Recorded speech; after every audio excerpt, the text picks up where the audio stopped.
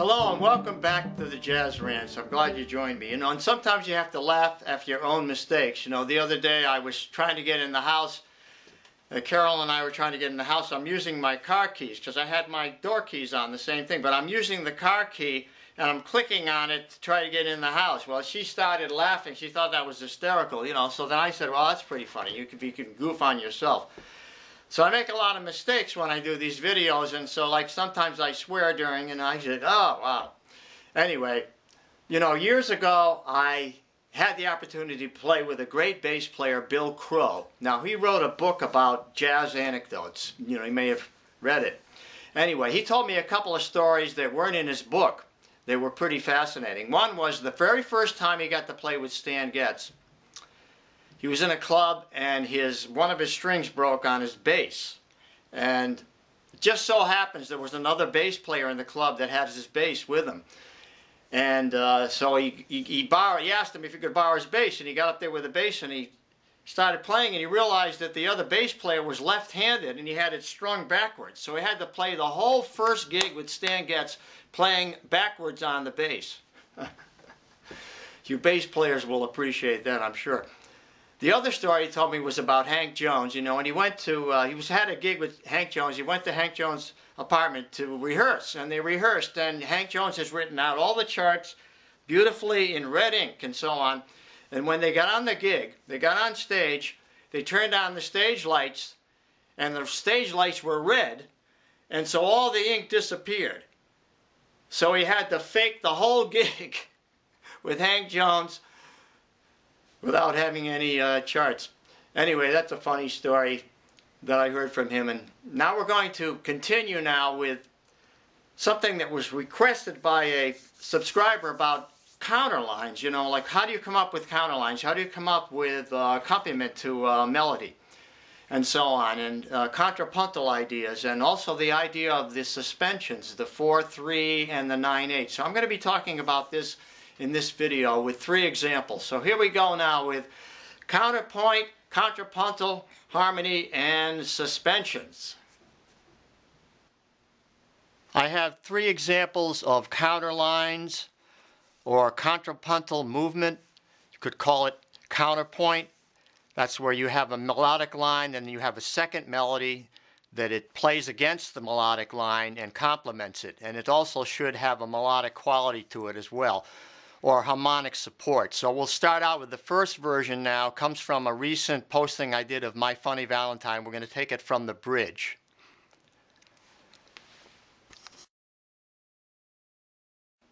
The first example comes from the song My Funny Valentine, the bridge. This is an arrangement I wrote and posted recently. And let's look at the melody. This is the melody.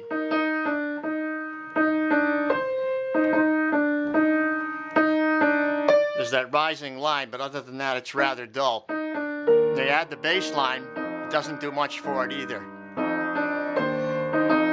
But now I'm going to add a second voice in the left hand that's going to be harmonized with and be a counterpoint against the melody.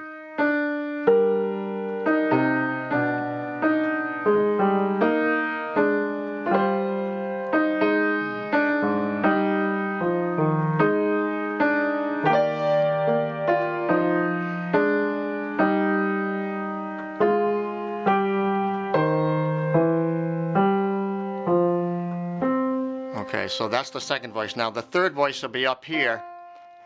So it's this one now. Let's hear that. Let's just hear the 2 voices with this third voice, the melody in the third voice.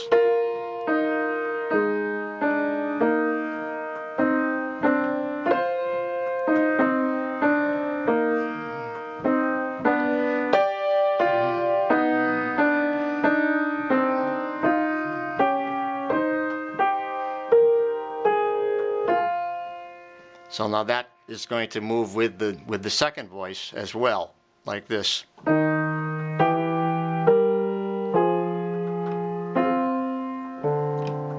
So now let's put them together with the bass line.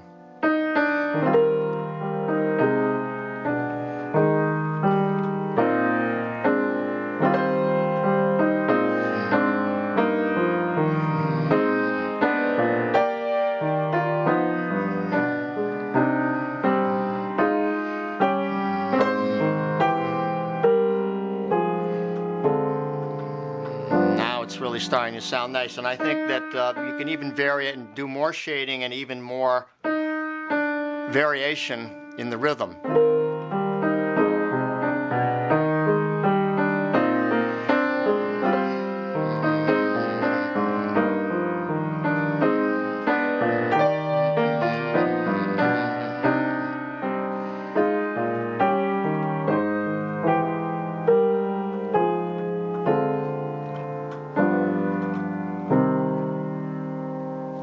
So now we'll look at it a little bit further. You might ask, well, how do I know how to do this? Well, it has to do with you studying music and counterpoint and four-part writing choral music like for soprano, alto, tenor, and bass. That's all happening here, and how to complement a melody, how to understand how the bass works, the bass line and everything, and the harmony. So now what I did was I have this basic thing is E flat major to F minor to E flat major inverted, and then F minor. That's all that's happening at the beginning here. And like, so I'm adding harmony here. Now I add this diminished chord. I know I can use a diminished because it's going to take me back to the E flat again. So it could be a D diminished or a B.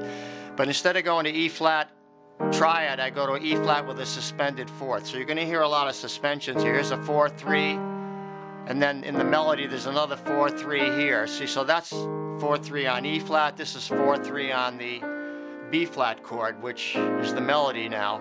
And I do this. So I have in the left hand I have, which sounds nice against that melody. Complements it nicely. Now this time the bass line is going to move down to a inverted E flat. So I just don't want to use the same progression. So now I'm going to vary it by inverting the E flat chord, you know, like, and then another, that kind of 2-1 movement there. There's a flat 9 in there just for variation. Then here's a descending line like that, right through the harmony, like that. So let's get that again. Let's get that again. There it is. There's another 9-8, taking us now to the 4 chord. Then this nice complementary line that supports that held note in the melody. And we're back to the last part of the song right there. The second example comes from something I posted on Twinkle Twinkle Little Star, one of the first tunes you ever learned, right? It just has 3 chords. C chord to the F chord, to the C chord, and then to the 4 chord or the 2 chord. To the 1 chord, then the 5. So it's just C, F, C, then D minor 7 or F, C, G chord to the C. So now I have this counter line in the left hand, which is really complementing the chord. It's arpeggiating the chord. C, in other words, the C chord is the first chord, so it goes 1, 5, 3, then an approach here, stepwise approach to the 3 here down here, then to the 1, then up here to the 6, but approaching the 4 chord. So it's sort of like you have to know how to create lines around the harmonic structure and the chord progression. Back to 1, then 1, 4, 1, 5, 5, 5, 1, like that. So let's listen to those 2 lines together.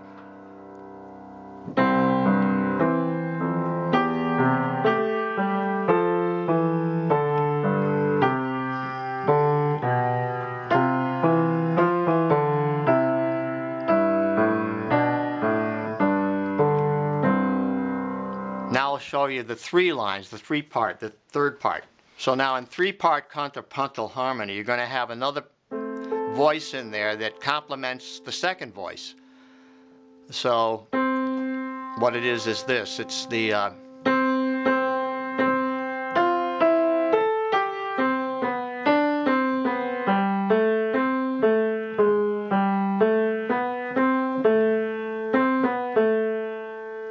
and down here. Okay, so let's listen to that now.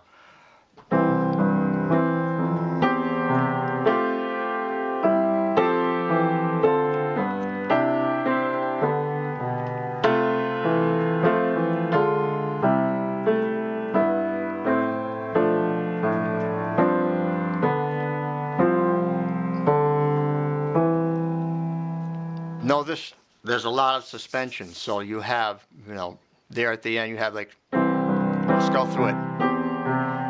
There's a suspension there, right? 4-3 again. Then you have this one.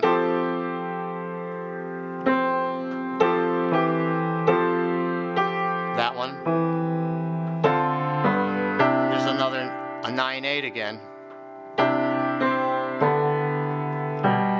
There's a diminished the G chord. Then you have, so that's F minor, F major to F minor, C.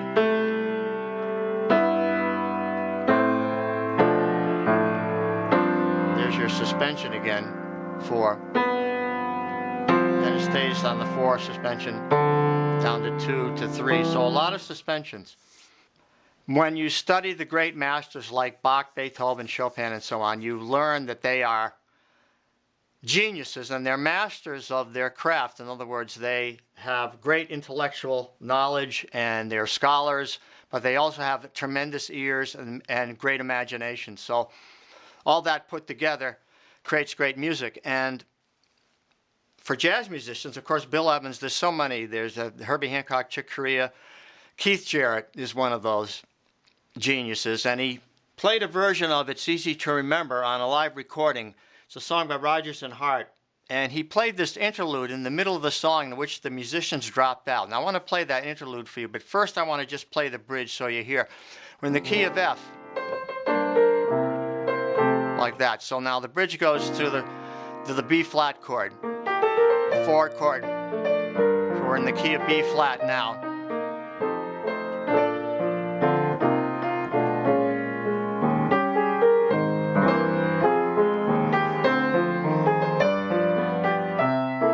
Then back to F. So now he played this interlude.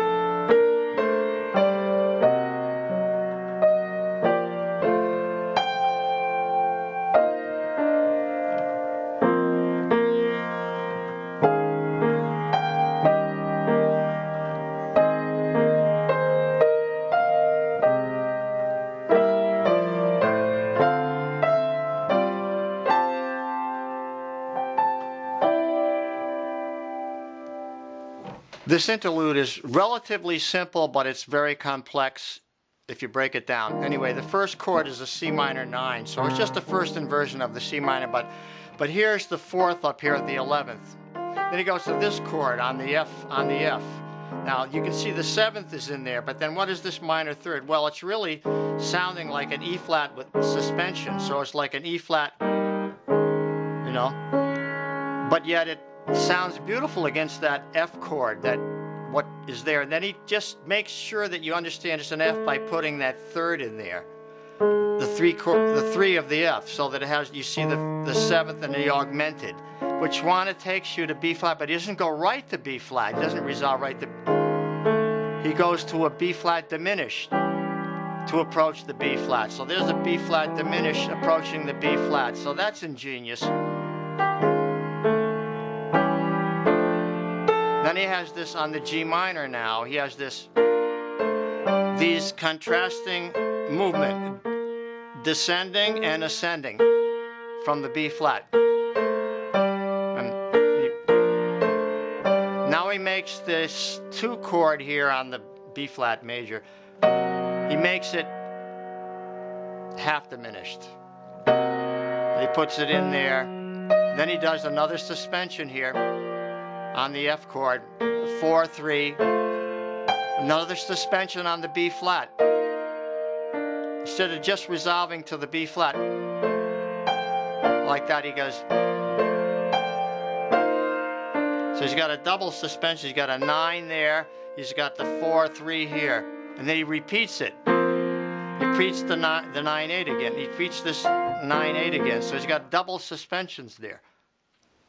The second half of the bridge is a 2-5-1 into A flat, and then eventually getting back to C, a 2-5-1 into C. 7 to take us back to F. But he actually does, on the B flat he plays the suspension again, like a fourth voicing, which is like an E flat sus chord, but with the B flat in the bass. He pivots it with that B flat in there, to an E flat there with a pivot, and to the A flat there with a pivot of the B flat. And then he goes, gets that chord, which is unusual. It's an A flat chord in first inversion with the major seventh there. And now he does a 3-6-2-5 back to the C instead of just a 2-5-1. So it goes like this. Now he's harmonizing. That's an E half diminished, like, so there's that 10th in there. And then the same thing there to a G sus. There's your sus 4 there. And then to another sus chord here. It's got the 9 in there too, but with the sus 4 there. Keeps the 9 in there. It could have gone, but it's this. It's sort of richer. So that's an amazing bridge. Let's listen to it.